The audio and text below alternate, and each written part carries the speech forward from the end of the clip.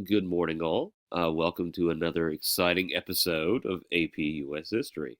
Um, Apologies for my voice sounding more frog-like than is typically the case. I'm still kind of under the weather, which means that this lecture might be either really entertaining or informative, hopefully, maybe a little bit of both. But we'll just see how this goes. A note of warning to second block. We've already covered part of this lecture for today, so you'll probably want to skip ahead. I'll have that specific time for you in the comment or the post on Canvas. If you're in third or sixth block, this should be all new material to the extent that the reading doesn't cover it. So one of the things that we've been talking about it rather for the last several days, is the emergence of the robber baron class. How this class of super rich people is really different from other wealthy classes in human history, but before this time period. And so we're going to talk about this sort of pushback against the robber baron class. And not surprisingly, part of the pushback comes from the very people employed by the robber barons. If the robber barons, rightly or wrongly, develop the reputation of being industrialists who pay their workers the bare minimum, then it makes sense that their employees, the low wage factory workers, would start to push back against some of these practices. Ironically, though, most of these efforts are wholly unsuccessful for a variety of reasons. Um, so instead of the industrial workers being the force that, or the group that successfully pushes back against the robber barons, it's really a different group that successfully pushes back against them. And these are the Midwestern farmers. And to be honest, it makes sense that they would, because even up to the year 1900, the majority of Americans were still working on farms in some way, shape, or form. And we also talked about the fact that farmers, to a certain extent, are the most aggrieved party of industrialization. Remember that when the railroads are actually spreading westward, farmers have to pay higher prices than basically everybody else because, frankly, farmers are just too isolated to bargain with railroad companies for cheaper prices. So, ironically, people like Rockefeller or Carnegie would have to pay railroad companies lower prices to ship their goods than farmers would. And I think that you would probably admit Carnegie and Rockefeller could afford to pay higher prices than farmers. So there's that. But to be honest, that's kind of a that's not even as significant a problem as, for example, the fact that railroad companies are given more incentives, more privileges by the federal government than farmers are. The federal government gives railroad companies tax breaks. They give railroad companies stipends for every mile of railroad constructed in the United States. And finally, remember that the federal government gives railroad companies land more or less for free. And this land was equal in size to modern day Germany, which gives you an idea of just how much land the federal government has given railroad companies.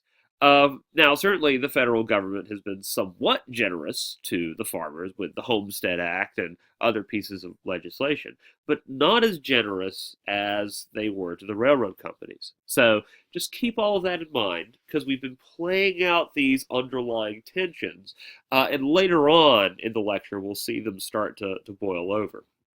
Uh, but first, let's talk about industrial workers. And now, admittedly, a single industrial worker doesn't really have the capacity to challenge somebody like a Carnegie or a Rockefeller or a Morgan. To a certain extent, one of the downsides of capitalism that many modern day conservatives and liberals would probably agree with is the fact that capitalism tends to commodify everything.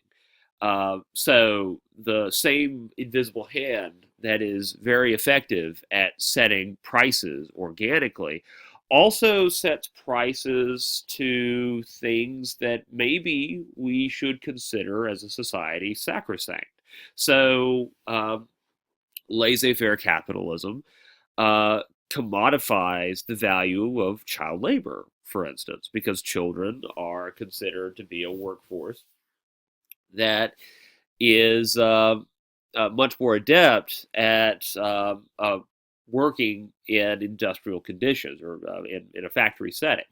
So, if capitalism commodifies everything, it certainly commodifies the value of an individual worker. So, if a worker is going to be disruptive, is going to challenge in some way, shape, or form the robber baron class, or just even really a local level manager, well, they might be considered expendable and just simply let go. And if you understand uh, that framework, you understand why labor unions become important.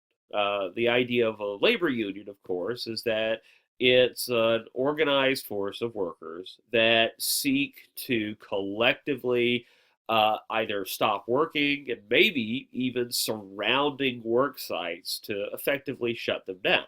The idea being that business owners are in the business, see what I did there, of making money. And if the factory is shut down, well, then theoretically, um, business owners will simply stop making money, and eventually, the rational business side uh, will of their consciousness, I suppose, will force them to consider the demands of the workers. So this is really a story of the history of organized labor in the United States, and really today labor unions, up until very recently, have almost been considered, I would say, an antique. I think that in most respects, Americans only see or hear about labor unions, ironically, from groups that are not natural fits for organized labor. So, for example, a few years ago, there was a lockout in the NBA, for example. There are a lot of sort of national sports teams lockouts or attempts to negotiate higher wages, and you see the same thing in for example, the Writers Guild strike a few years ago, I believe. So um, the thing is that these are generally upper class to upper middle class professions, and for a variety of reasons, uh, people who are in upper class to upper middle class professions tend to be very difficult to unionize. Uh, for uh, the simple fact that if you have specialized skills, for example, if you are a god tier level athlete, well, capitalism dictates that uh, you can supply a particular skill that's in very high demand, and if that's the case, you have a lot of bargaining power. The problem is, what do you do with workers who don't have a lot of bargaining power? Uh, and really, that's what we're kind of talking about. Organized labor doesn't begin for professional sports teams or Hollywood screenwriters like we kind of see today. It begins for lower class laborers who really can't find effective representation elsewhere. Now, that being said, one of the interesting things about the story of organized labor is that labor unions are organizing in both the United States and Europe at the same time. And throughout this course, we kind of address the fact that there is a strong political connection between the United States and Great Britain. Yeah, there's the whole American Revolution and the War for Independence, but that doesn't really stop this very close connection between the U.S. and Great Britain. So, for example, the U.S. and Great Britain both share uh, this history or this tradition of the Enlightenment. Remember that Thomas Jefferson basically plagiarizes the ideas and writings of English philosopher John Locke in the Declaration of Independence. If you look at the suffragette movement in the late 19th century to early 20th century. There is a strong connection between the suffragette movements in both Great Britain and the United States. The leaders of both groups traveled overseas and regularly communicated with each other.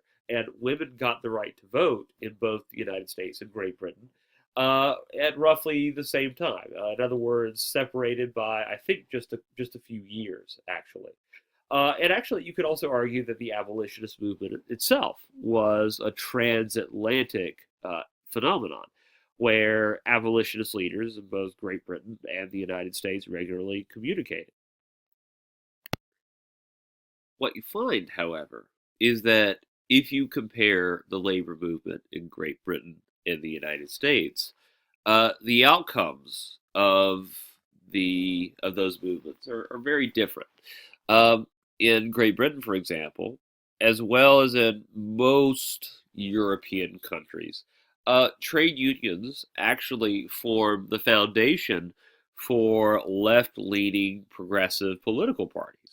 The British Labour Party, for instance, which is the either the first or second largest political party in Great Britain, is formed on the basis of a coalition that emerges among different trade union groups. In the United States, there's just not anything comparable to that. And there's a few reasons why labor unions in the United States just don't take off the way they do in Europe.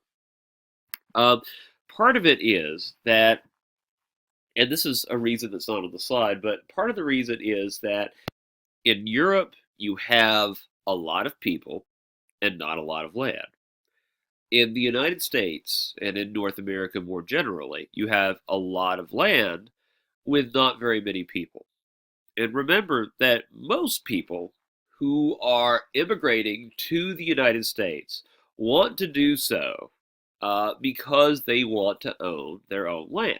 Now, certainly not everyone was able to purchase their own land, but it was something that was accessible to a lot of people. You know, in other words, for a typical laborer or immigrant, the possibility of owning your own land seemed like a pretty realistic possibility. And with legislation like the Homestead Act, which of course comes out during the Civil War, it basically means that land ownership, particularly land ownership in the West, is something that is attainable so long as you can make it out to the West and you can survive. So there are a lot of economic opportunities in the United States that just aren't available in Europe. And you can go over a variety of reasons for that, but more than anything else, the two main reasons are demography and geography. There's a lot of land in the United States, and therefore a lot of economic opportunities in the United States that are just not available in Europe.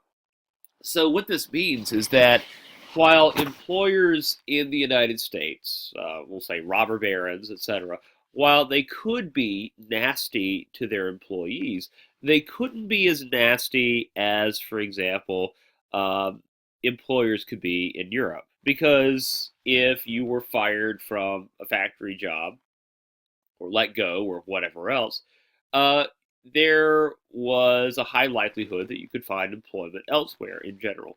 In Europe, you don't necessarily have that same guarantee. And just to give you guys an idea about the history of unemployment in the United States and in Europe, even today, with a country that has considerably grown in terms of population, the United States. So during the 1860s, we're a country of about 30 million. Nowadays, we're a country of a little over 300 million.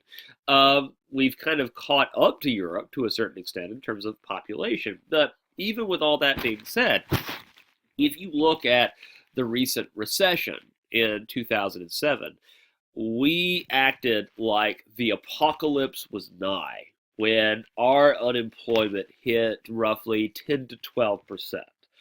it very quickly went down. Uh, but that just gives you an idea of what our sort of pain or tolerance level is in terms of unemployment. Whereas in Spain or Italy or Greece, now admittedly these are extreme examples for a variety of reasons, but unemployment numbers hit 25% and stayed there for a very long period of time. So even today, we see echoes of that geographic and demographic history. That employment in the United States is, well, let's say that the labor force in the United States, for a variety of reasons, has always been slightly more friendly to employees than is the case in Europe, which is partially why Europe regulates businesses much more, I would say, than is the case in the United States. All right. So, with all that being said, if you are a robber baron and you are terrified about the prospect of your workforce unionizing, what can you do? Well, if you suspect that your labor force is organizing, and organizing in order to launch what is called uh, or to start what is called a picket line. I don't have that term on the slide, but a picket line is where workers go on strike. In other words, they just stop working, which, by the way, is bad enough. But then what they also do is they form a literal picket line or a human shield, in other words. Human chain might be a better term, around the factory. Now, you might ask, well, why is that so important? Well, if you're dealing with laborers that are generally replaceable. So, in other words, not like the machine operators, not workers that require a little bit of education or experience, but maybe the people who are just doing manual labor all day. In other words, they don't really need to be trained for their job. Well, theoretically, those workers are pretty easily replaceable. So, why wouldn't you just go out as an employer and try to scrounge up as many new employees as possible? By the way, the term for that, for these sort of uh, replacement employees, is they're called scabs, which, as you might imagine, is not a term of endearment. Uh, so when robber barons suspected that their employees were organizing, uh, they would sometimes just close down the factories, replace the ne'er do wells, the people who were causing trouble, and then reopen the factory whenever the possibility of a strike seemed less likely. Uh, then finally, you have blacklists. Uh, so if you were suspected of being a troublemaker, of maybe organizing workers in your factory for possibly going on strike, if you were suspected of doing that, shame on you, by the way, you could be put on a blacklist. This is where your name would be circulated to other robber barons, other business leaders, and if that's the case, and you applied for a job after you were inevitably fired by your robber baron boss, well, not only would you lose your job at that factory, but it's very unlikely you could get any other job in the same line of work. So, in other words, going on strike could be risky, not just because you could lose your job, but because theoretically you could never get another job again. So at that point, the question is, do you really want that $1 per hour raise when you might be making $0 per hour for the rest of your life after this? That's a fear that workers had to weigh. How important um, is going on strike if that's the case. And again, what is important to remember is that a lot of times workers aren't just going on strike for higher wages. They're going on strike for better working conditions, or what we would say today, they're going on strike to find a better work-life balance. Because not only are these workers performing, in some cases, backbreaking labor. They're doing that labor sometimes 10 to 12 hours a day or more, uh, 6 to 7 days a week. Now, as a Greystone student, maybe you identify with that.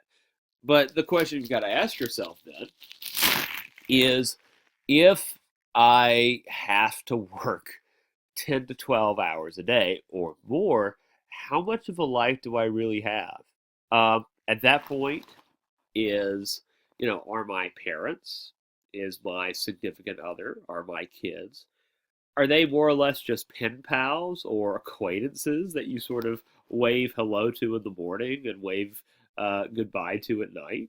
Or they're probably already in bed by the time you get home if you're working 10 to 12 hours a day.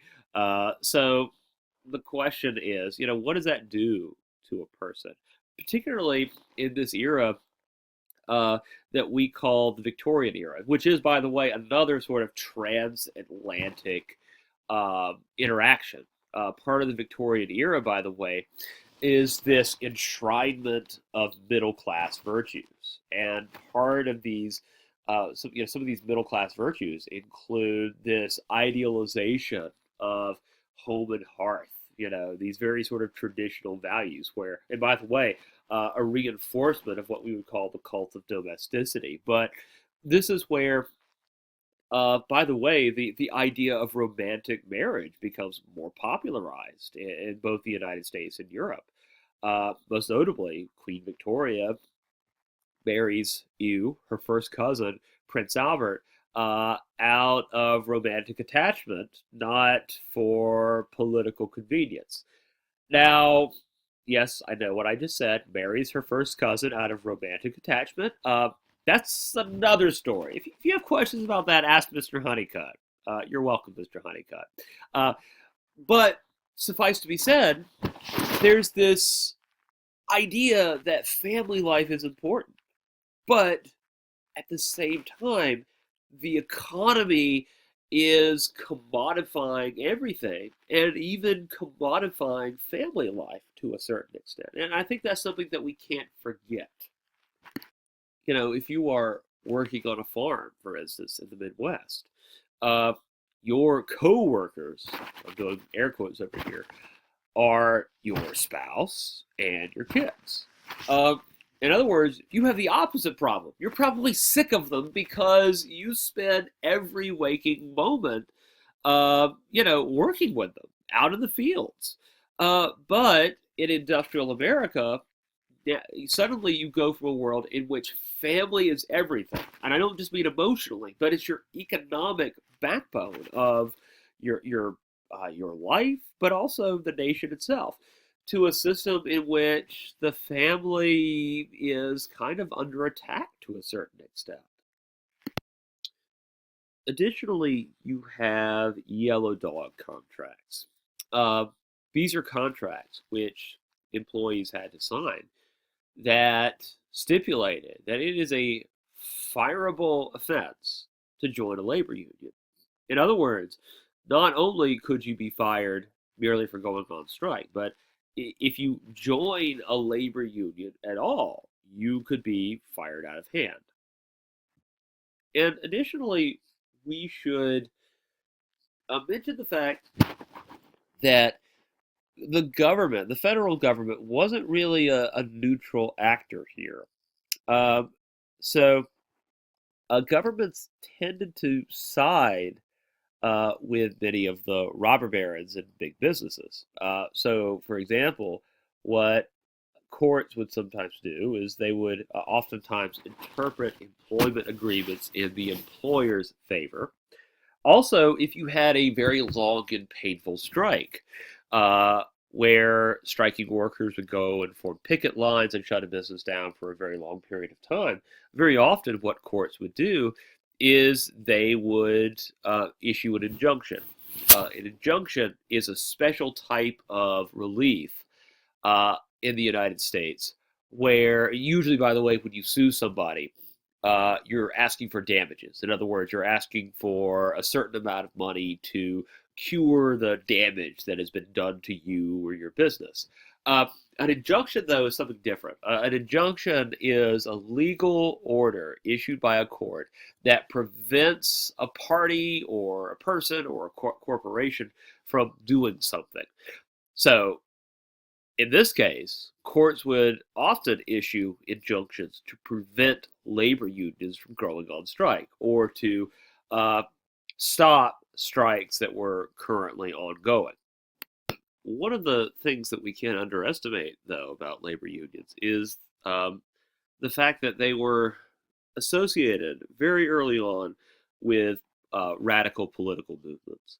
Um, and to some extent, those worries or fears were kind of pretty well founded, actually. Um, so the thing is that in Europe, and to a lesser extent in the United States, uh, many of the most radical uh, union picketers tended to be uh, people on what we would say is kind of the extreme left end of the political spectrum. And it's kind of interesting that we can really talk about left wing or right wing politics. Those terms, for various reasons, have meant different things in the United States than they have in Europe. But one of the things that happens in the 19th century is both the United States and Europe uh, are exposed to the left wing ideas of Karl Marx. You probably have heard, hopefully have heard of Karl Marx beforehand. He is a German philosopher and political theorist uh, who kind of uh, it's wrong to say that he develops the idea of socialism. Socialism actually pre-existed Marx, but Marx actually kind of gives a modern day definition of what socialism is. And of course, what he's most known for is his popularization of the idea of communism. There is an overlap between the two political ideologies, but they are sort of very distinct and very different. Uh, According to Marx, socialism is the idea that the state or the people, because to a certain extent, Marx believes that the people and the state are the same thing. He believes that the state should own the means of production. That what that means in practice is that robber barons cannot prosper if you have a socialist society or economy. Now, that being said, uh, this idea was very controversial in Europe, but to some extent it was even more controversial in the United States. And to understand why, you only have to think back to our political history.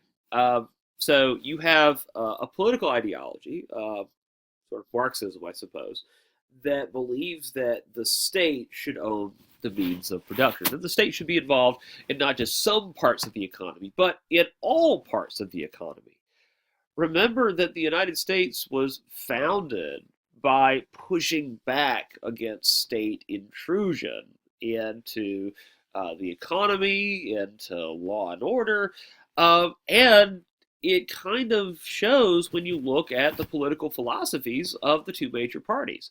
The Democratic Party is still kind of the party of Thomas Jefferson, and they are laissez-faire out of those old Jeffersonian convictions that the federal government or that government in general should leave well enough alone.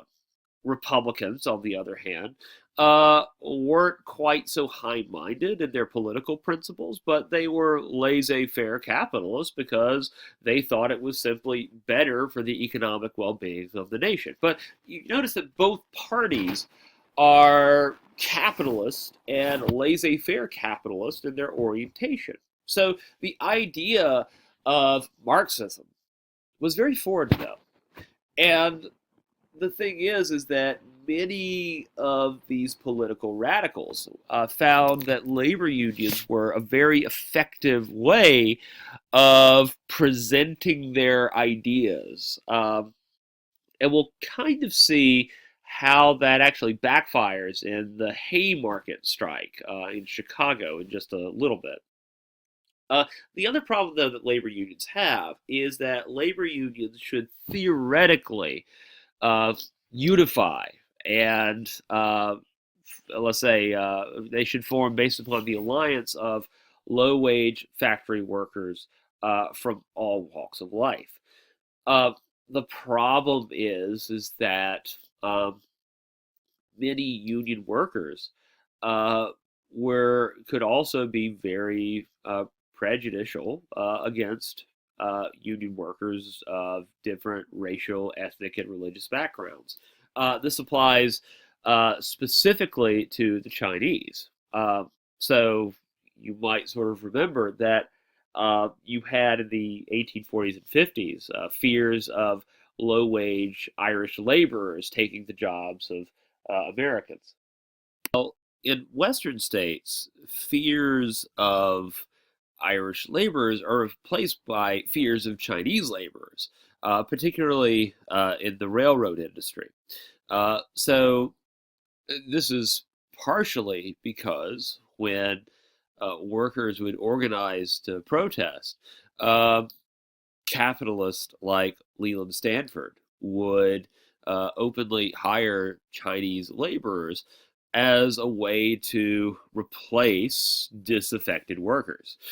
And for a variety of reasons, Chinese workers were thought of as more pliable to the demands of employers. And there is a slight truth to this because if you paid attention in Mr. Habib's class, you probably remember that he talks quite a lot about Confucianism in China and how Confucianism is this philosophy that emphasizes that an individual should have a proper relationship with employers, with political authorities, to father figures. It's a very sort of patriarchal and hierarchical system. So, uh, the idea in Confucianism is you should, uh, in some respects, respect and submit to authority, including the authority of the capitalist. And of course, it's hard to sort of assess how much of a factor this was, but the fact is that many white Americans uh, uh, believed that they were being undercut by the low wages and work ethic of Chinese laborers. And this is why labor unions band together in some respects and push for and endorse the Chinese Exclusion Act of 1882, which does basically what it says it does. It excludes Chinese immigration for a very long period of time in U.S. history. And of course, one of the things that labor unions constantly struggle with is the fact that at the end of the day, they could be replaced. If you are a middle class worker, in other words, if you master a craft or you have some technical experience, you inherently have some bargaining power. But if you are considered, let's say, an expendable worker, in other words, you are simply one of the workers on the conveyor belt. Well, then you're kind of seen as being easily replaced. And I mentioned this term beforehand, but very often what employers would uh, have to deal with strikes, they would simply hire new workers and try to escort them into or through the picket lines. And this is where sometimes strikes could turn very violent because, of course, if you are a striking union, if you let those workers come into the factory, well, then the game is up. You've been replaced. And any bargaining power that you had has been lost because you're out of a job.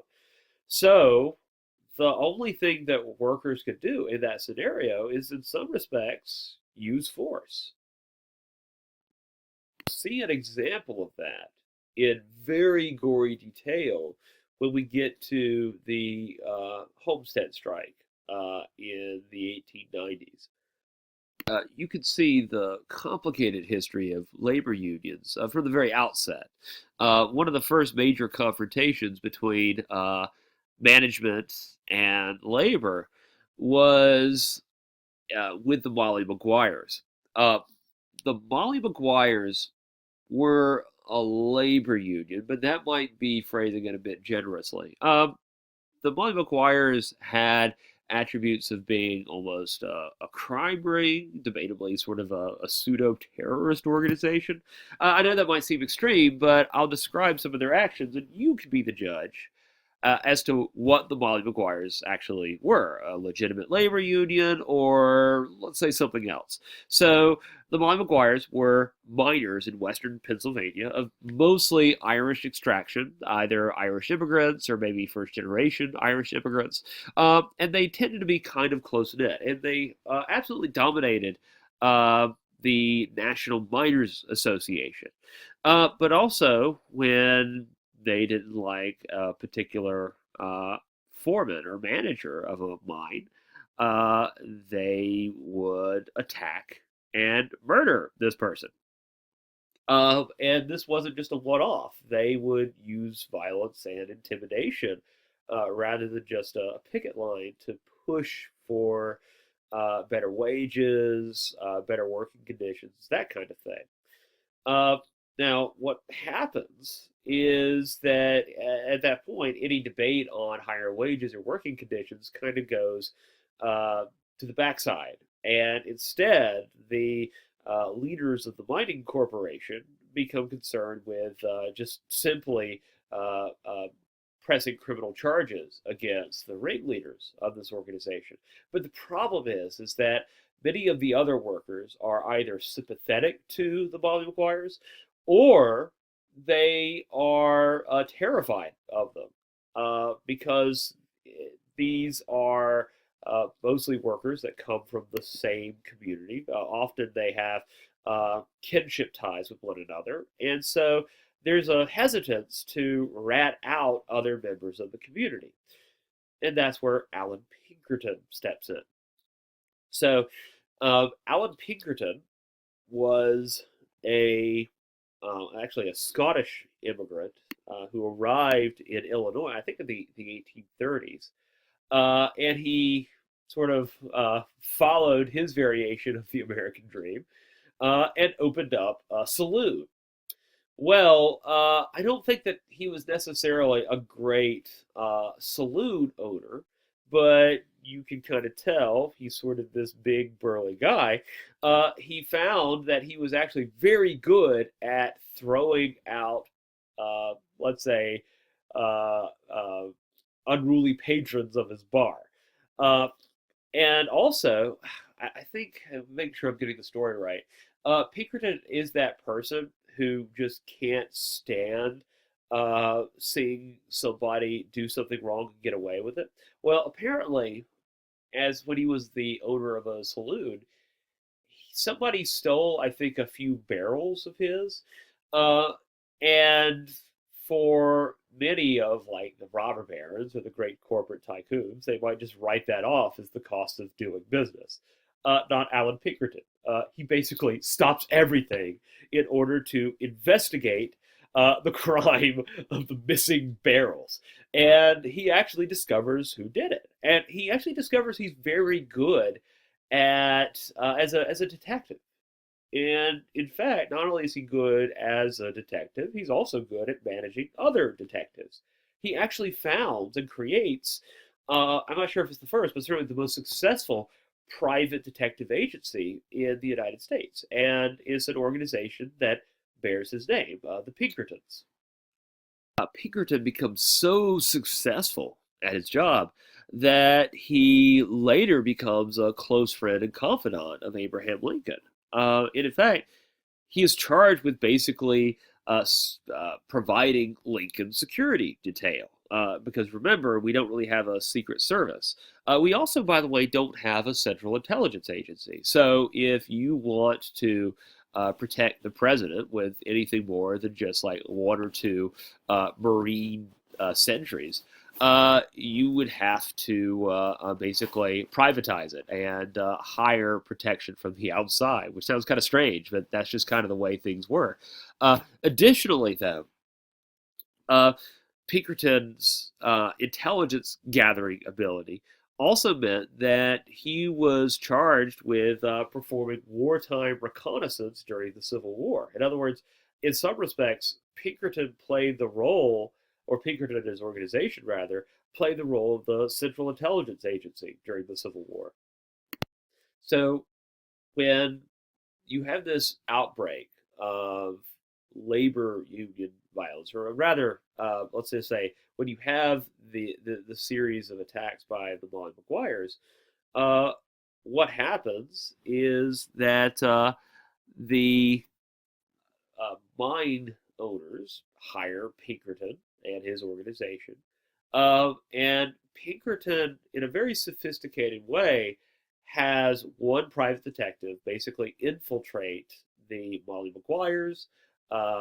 He is able to kind of extract confessions, figure out who the ringleaders are, and eventually all of the Molly Maguires are arrested. Now, this is kind of the Pinkertons at their most sophisticated, but certainly that's not how they're remembered in history, because a private detective is a fairly loose and generic term. In fact, actually, the term private eye is a term that it comes from the Pinkertons. If you actually look at this logo right here, in very Orwellian fashion, you can see where the private eye term comes from. The idea that the Pinkertons are always watching. Ooh, spooky.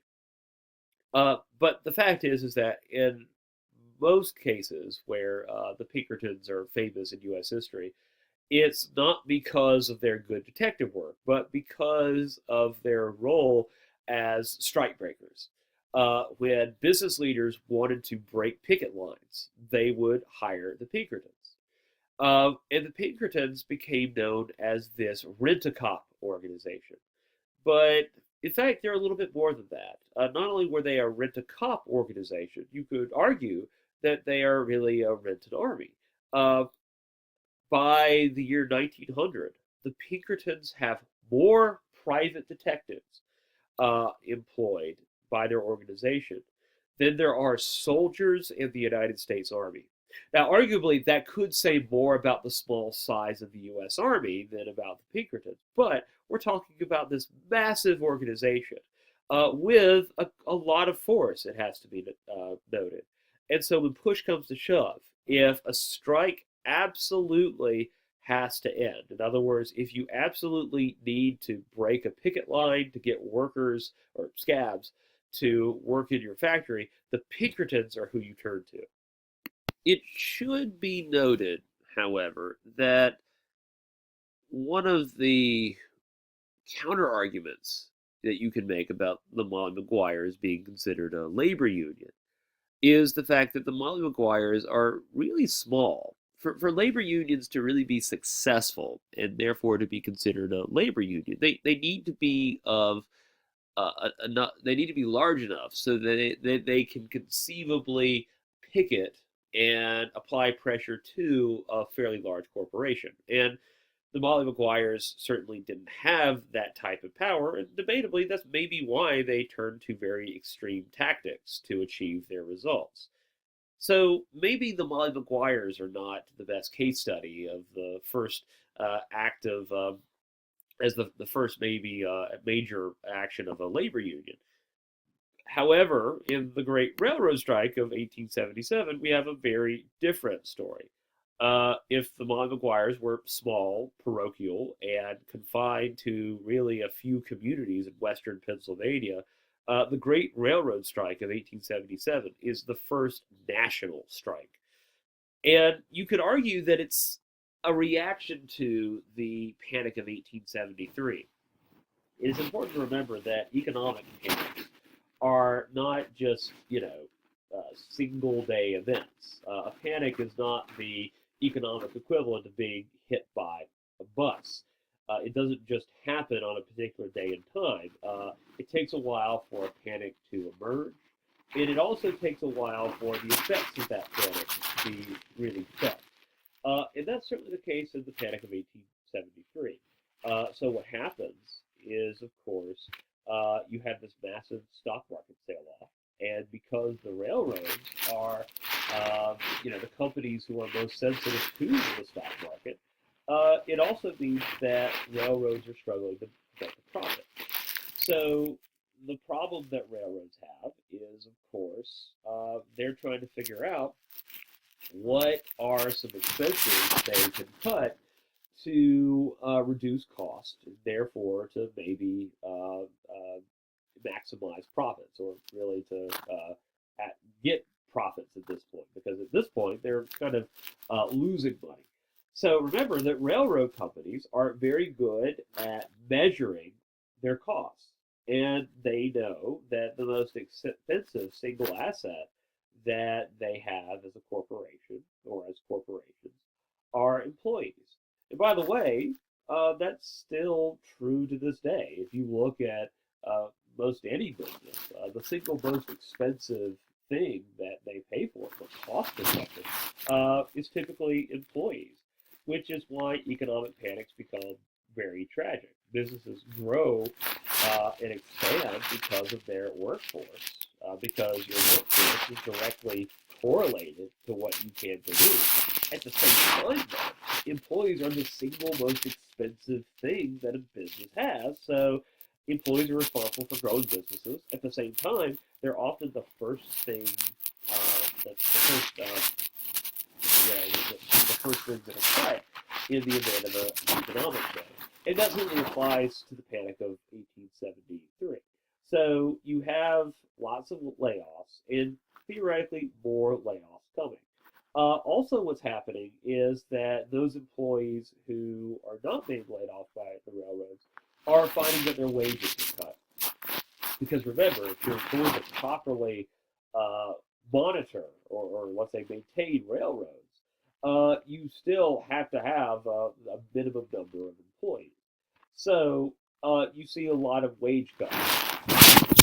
Uh, Now, this leads to a strike in 1877 in which two-thirds of the nation's railroads actually shut down. It's really unprecedented. Strikes before this could be local, but we've never really seen a national strike like this. And remember that the railroad is now central to the United States economy.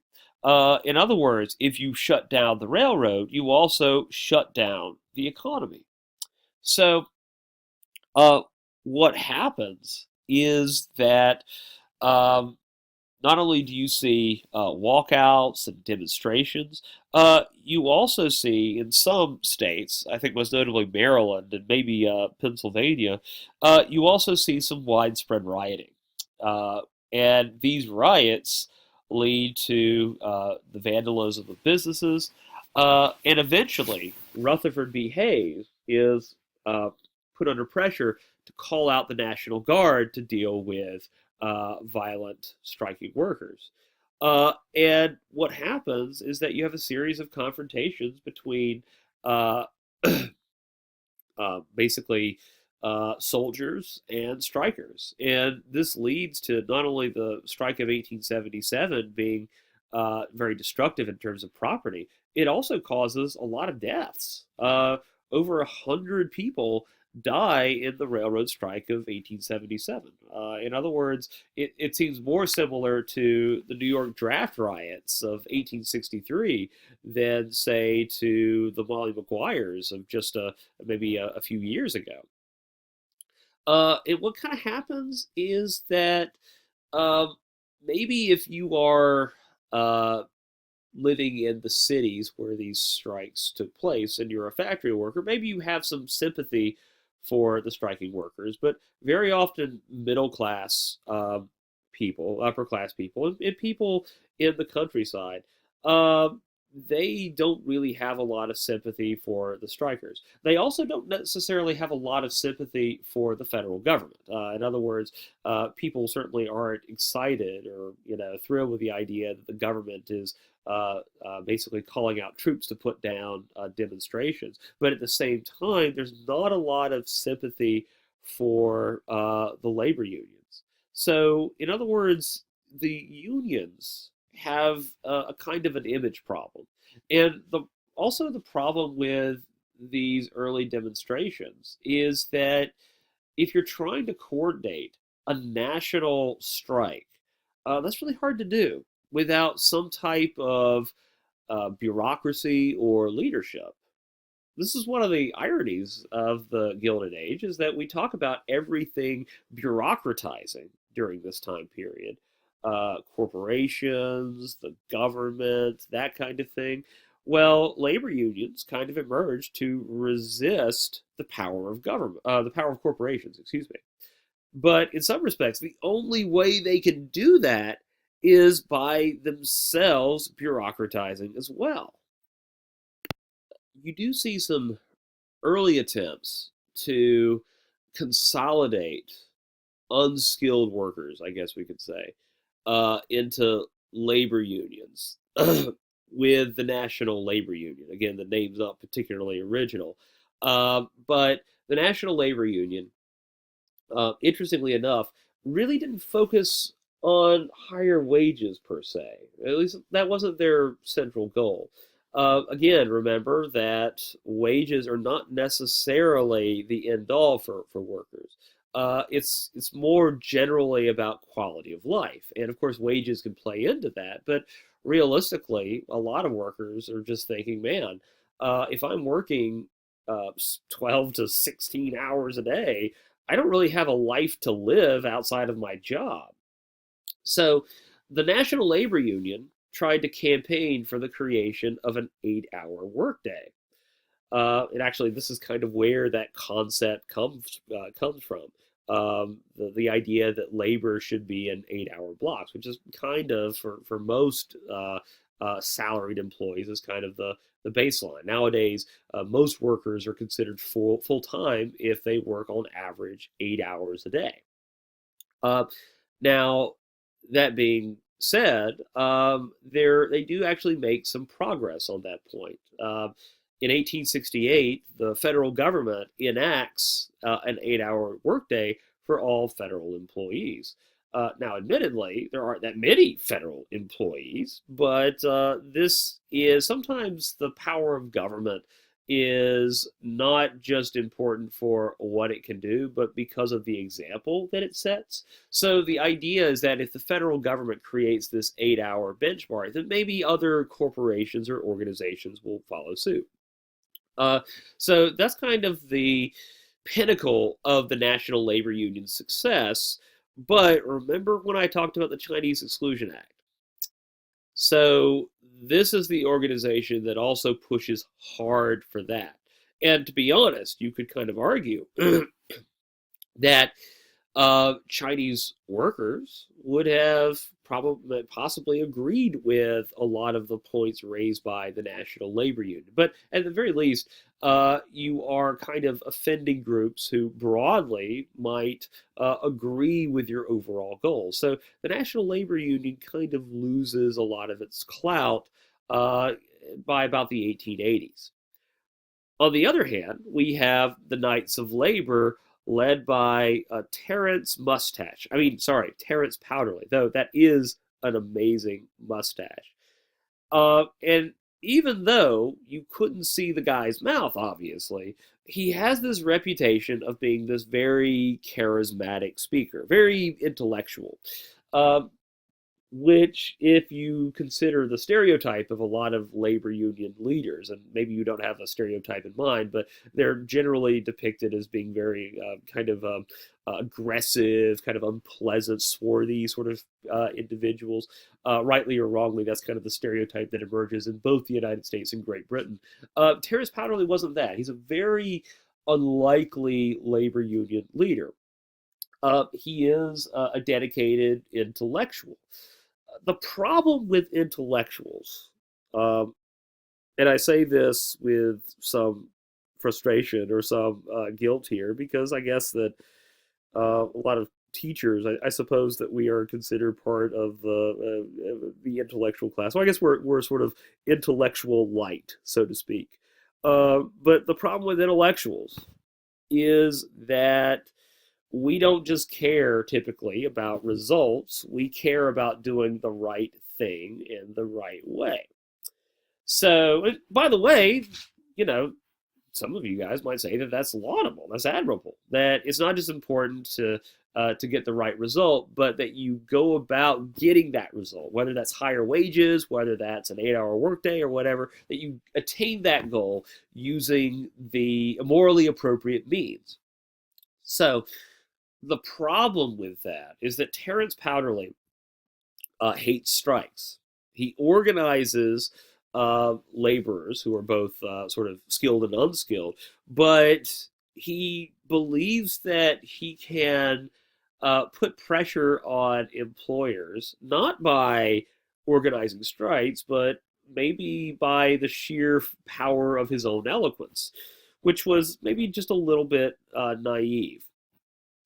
So what happens is, the problem with this approach is that labor unions are only powerful, for the most part, um, if they organize a strike. Now, admittedly, some skilled trade unions could be effective without maybe organizing strikes, but unskilled laborers, their only bargaining power is the threat of the strike.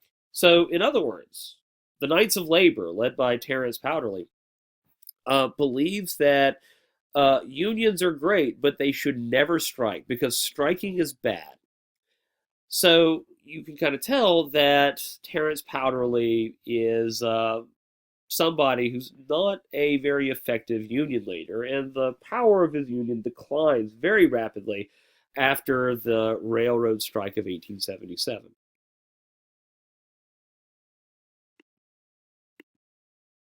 If the railroad strike of 1877 didn't kill the Knights of Labor, though, then the Haymarket affair certainly did. And so, before anybody asks, it's not a Clintonian or Trumpian affair, so to speak. Though, to be honest, I feel like that's kind of unfair. The most philandering president, at least that we know of, is Warren G. Harding. So, we should probably say that it's not an affair in the Hardingian mold.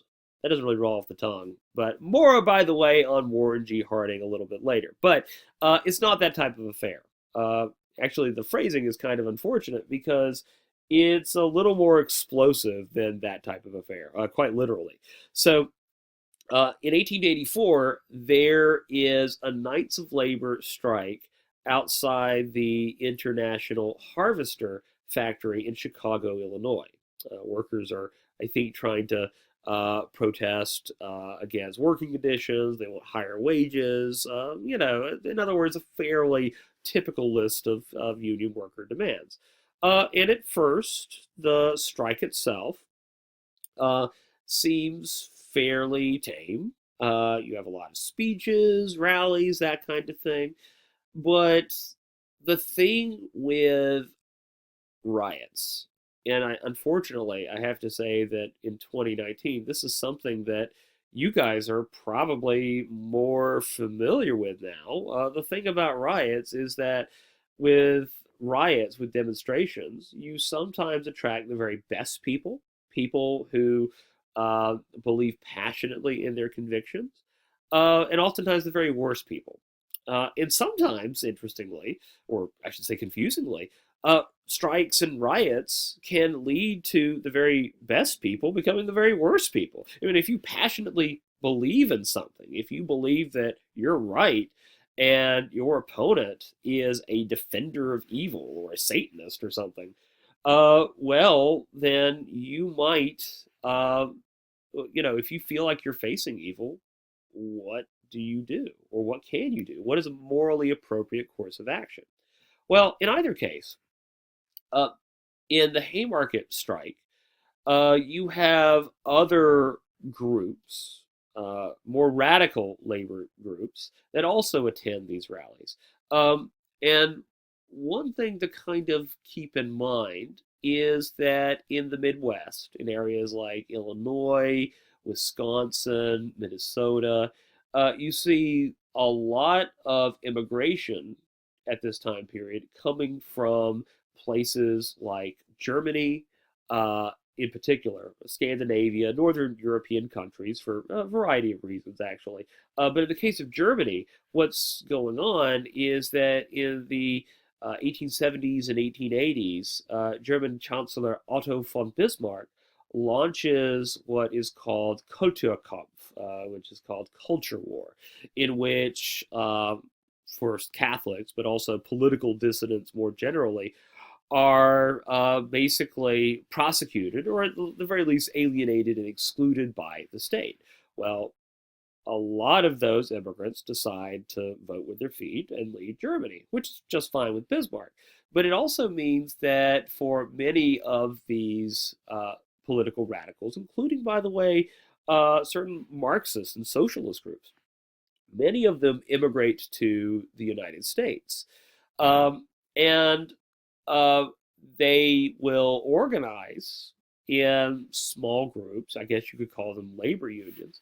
And so there's this, I suppose you could say, this politically volatile atmosphere when you get, let's say, a lot of a high number of German immigrants who are obviously bringing new political perspectives and philosophies into the United States. Well, anyway, in the Haymarket strike, what happens is that there is a confrontation, or at least you can kind of say a standoff between striking workers and police forces who are there to kind of contain the spread of these strikes.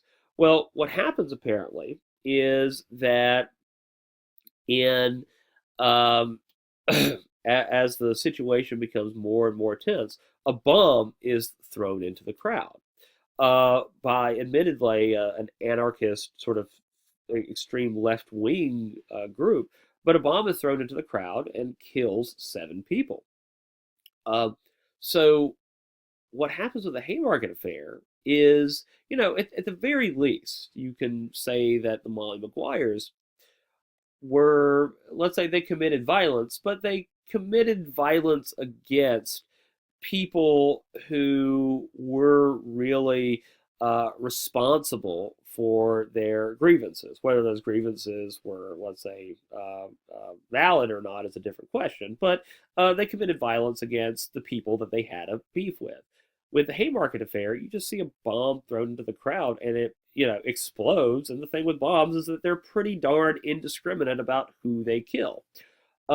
So, in other words, not only are uh, labor unions associated with being very radical, they're also kind of considered almost a terrorist organization by this point, or at least that, or at the very least, that they had certain terroristic attributes, if not properly governed, I suppose.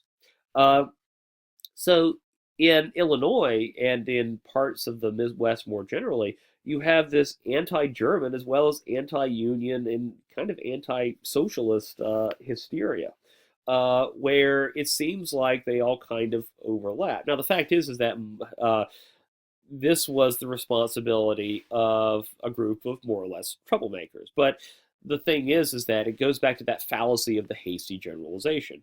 When Americans read about that, they don't assume that this is the responsibility of a small number of people in this crowd. They assume, in fact, that it's the responsibility of the labor unions themselves. And so the Knights of Labor, which has admittedly been dwindling in membership over time, breaks entirely after the Haymarket Affair of 1884. So the man who ultimately restores respectability to the American labor unions was an individual by the name of Samuel Gompers. Samuel Gompers founds what is called the American Federation of Labor. It brings a variety of unions together, and admittedly, most of these unions are let's say, unions that organize people who specialize in a certain trade. They're not really, I guess you could say, it's not really a union for the low skilled workers, admittedly. But to a certain extent, you could argue that that's what makes Gompers a little bit more successful.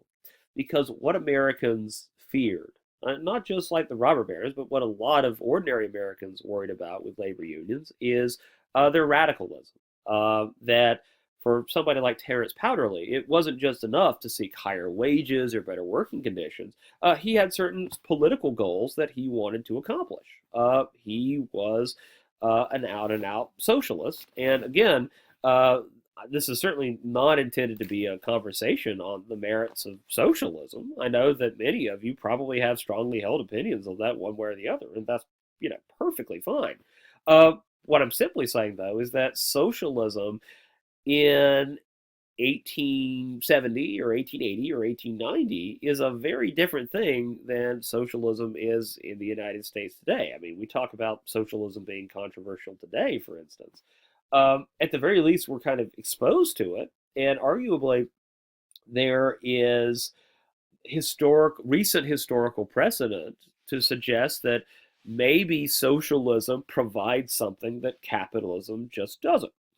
Um, Americans don't have that reference point in the 1890s. That there's nothing in our political history that encourages the development of socialist political ideologies. Um, so when Terence Powderly says we want higher wages, we want a better working day, oh, and by the way, we want a society governed by the working class. Um, this is something that's kind of where a lot of Americans kind of shy away from. Maybe Americans can get on board with higher wages for people. I mean, who doesn't want a raise? And of course, if people are seeing photographs of child labor and terrible working conditions, well, there's going to be some sympathy. But like all the political stuff that Powderly thought was essential to accomplishing his end goals, Americans kind of jump off the boat at that point. So what Gompers does, pictured here, Gompers was kind of the anti-Powderly, except in the fact that both have really fantastic mustaches. Admittedly, I believe that Powderly wins the mustache war. I mean, it's just beautiful. I mean, he is an anthropomorphic walrus. But otherwise, Gompers kind of outmatches Powderly in every conceivable way. If Powderly was naive, Gompers was relentlessly pragmatic. He didn't have any high minded political objectives. He wasn't interested in running for office. He had really no political ideology whatsoever. The only thing that he was focused on was higher wages and better conditions for his workers. And Gompers was not a charismatic public speaker in the way that Powderly was, but Gompers was a very effective backroom negotiator. At the end of the day, he's somebody who could negotiate with robber barons, and also he was somebody that could connect with his members. The problem with somebody like Powderly is that he's an intellectual in a movement where most of the workers are uneducated for the most part. I mean, that's one of the reasons why people become low wage, unskilled workers is because of a lack of any viable alternative on account of a lack of education. Uh, Gompers, however, is somebody that uh, seems to be one of the workers. He was a factory worker himself, actually a cigar manufacturer for a long time period, and just had a more direct personal appeal. So by the end of the 19th century, I believe, the American Federation of Labor reaches a peak of around 4 million workers. And considering the population of the United States at the time was still in the two digits, or rather, was below 100 million people. That's actually quite an accomplishment. So things look like they're kind of looking up for labor unions by the end of the 19th century. But and actually, I shouldn't say but, and in fact, you actually have a piece of legislation that kind of puts the robber barons at their place, at least on paper. The Sherman Antitrust Act of 1890, which stipulates that every contract, combination in the form of trust or otherwise, or conspiracy in restraint of trade or commerce among the several states or foreign nations is declared to be illegal. And note the term trust. Basically, trust is kind of a synonym for a monopoly. This the legal um, creation of, or let's say, the legal organization of various companies into monopolies. So, on the one hand, this looks like a positive development for labor unions. It looks like the federal government is kind of playing a much more decisive role in regulating the power of robber barons. But the reality is much different. We talked about the fact that this is not really meant to be a general antitrust act. It's really meant specifically for Standard Oil and Rockefeller. Uh, so that's problem one. Problem two is the very general language of the legislation itself. I teach a law class and mock trial, and one of the things that I try to encourage people to do when analyzing the law is to read what the law says. And so if you look at language like restraint of trade, well, what does that mean in practice? So, if you are colluding with other businesses to fix prices, is that restraint of trade?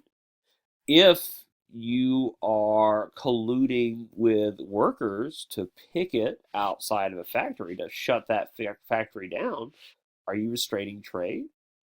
The thing is that the language of the Sherman Antitrust Act makes it possible for the federal government to prosecute both corporations and, ironically enough, labor unions. And in fact, the Sherman Antitrust Act, the few times that it's actually used, it's basically used a little more than a dozen times over the course of the late 19th and early 20th century. But when the Sherman Antitrust Act is actually used, it's used just as much against labor unions as much as corporations themselves.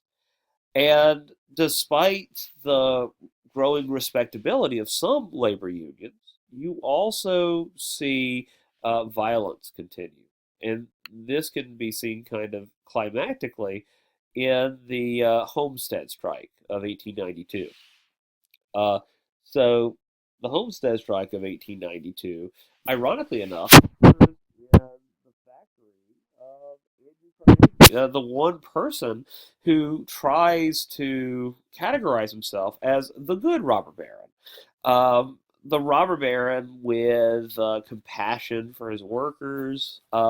Ironically, the bloodiest labor union strike of the 19th century occurs at the one of Carnegie's factories. And this is partially because of the fact, excuse me, that Carnegie, as I alluded to a little bit earlier, gets married very late in life. So he gets married, I think, in his 50s, and his girlfriend, fiance, has been waiting a while for Carnegie to tie the knot. But Carnegie, if you remember, believes that there's really only time enough for one woman in his life, and that is his mother. Well, when his mother passes on into the great beyond, a new position opens up, and that is filled by Carnegie's betrothed. So they marry, and Carnegie decides to go honeymooning in Europe.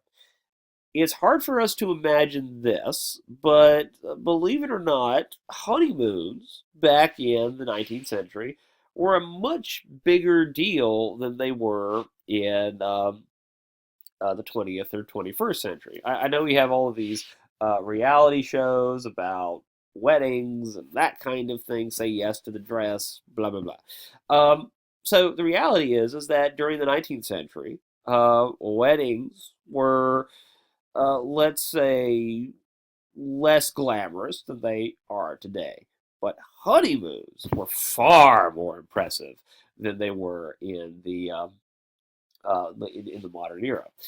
If you were part of the upper middle class or the upper class, by the way, that says something in itself that not everybody could certainly enjoy this, but if you were part of those classes, it was generally expected and encouraged that you take a very long vacation. And by very long, I mean over a period of not days or weeks, but perhaps months. So Andrew Carnegie decides to honeymoon in Europe for up to a year, I believe. So Carnegie obviously dominates the steel industry in the United States, and steel don't make itself. So he needs to delegate his responsibilities to a let's say somebody who can substitute for him, and that person is Henry Clay Frick, not to be confused with the Great Clay, by the way. But Henry Clay Frick is a sound businessman. You get the impression that he would make a great accountant or bean counter, but not necessarily the greatest leader. And certainly not somebody with the appeal or the vision of Carnegie. So Carnegie goes overseas, but while he's overseas, obviously, we can already see that the Panic of 1893 is starting to shape up. You see a decline in productivity, a decline in profits, and Henry Clay Frick, on his own initiative, decides to cut wages and cut workers. Again, to a certain extent, we see the very same um, um, trends that we did with the Great Railroad Strike of 1877, which, by the way, is generally not a good precedent to mention. Um, so, what happens is that many of the workers at some of the steel mills in western Pennsylvania, you notice there's always Pennsylvania that seems to be kind of the standout with a lot of these strikes. Pennsylvania and Illinois, those states. Um, but the workers start protesting and picketing. Now, if Carnegie was around, maybe he would do something different, but Henry Clay Frick decides to show who's boss, which is kind of ironic because he really wasn't boss, and he hires the Pinkertons to do what, you may ask? Well, what Frick has done is that Frick has hired a lot of scabs to replace the workers who have uh, picketed. So the Pinkertons are supposed to escort these workers to the factory site. Well, when the workers hear that the Pinkertons are traveling to the Homestead factory site, they put two and two together and realize that the Pinkertons are coming armed, and they feel defenseless. So the Homestead workers themselves go and grab guns, grab anything that they could find to defend themselves with, and instead of just establishing a picket line to close off the factory, they establish military pickets or defensive lines. And it's important to remember that the Homestead factory site is actually located on an island. And in order to bring in these workers, the Pinkertons have to escort them in by boat. And so hundreds of Pinkertons and scabs board small riverboat boats and start uh, sailing, navigating to the Homestead site. They are met by a hail of gunfire. And the Pinkertons, being Pinkertons, well, they respond in kind with gunfire of their own. It's in some respects because you get large numbers of Pinkertons storming off of these ships onto the beaches of the Haymarket factory site. It almost looks more like the Battle of D-Day than, let's say, any given labor union strike. And of course, while the casualties weren't as bad as the Battle of D-Day, if you don't know what that is, just watch Saving Private Ryan. Um, oh wait, no, because that's kind of bad, or parents might get upset at me for recommending. It's a good movie, by the way. But anyway, the casualties weren't as bad as the actual Battle of D-Day, but that was not of much consolation to Americans, and it's certainly not much of much consolation to Andrew Carnegie. Because think about this: he hasn't taken a vacation really for decades, and finally, his wife has convinced him to take a vacation, a honeymoon, and he relents and he goes along with it. Well, the moral of the story for Andrew Carnegie is never go on vacation because if you're not there all the time, you might get not just any strike, but the worst example of union violence in American history. Carnegie becomes associated with the Homestead strike. I think I said Haymarket a bit ago. Sorry, Homestead strike. Um, and Carnegie himself is devastated by this because this goes against the image he's trying to set for himself. It's one of the reasons why he spends the rest of his life seriously endorsing philanthropic and charitable organizations because he's trying to erase the taint of the Homestead strike. Uh, so you also, by the way, have the Pullman strike. And for those of you who might recall the name, you remember that the Pullman strike is a strike, or sorry, the Pullman itself is a name for these luxury rail cars favored by the upper classes, especially the robber barons. So the Pullman strike is a strike led by the American Railway Worker Union, excuse me, and a few other labor unions. And one of the participants is a young political activist and socialist by the name of Eugene V. Debs. You have a strike that is eventually uh, broken by Pinkertons and law enforcement. And Eugene V. Debs actually goes to prison. Well, why do I mention Debs? Well, Debs eventually becomes the leader of the Socialist Party of the United States. In fact, he creates the party after the Pullman strike itself.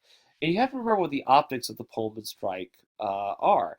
So, the Pullman strike would be the equivalent of workers today protesting outside of of a factory that manufactures luxury private jets for elites and business leaders and politicians. So it was a very deliberate effort, by the way, to kind of send a message. But Debs is in prison. The strike fails. And again, it's not as violent as the Homestead strike by any stretch of the imagination, but it does show this ongoing conflict between management and labor, and how labor is still trying to find an effective way of sort of leveraging its power.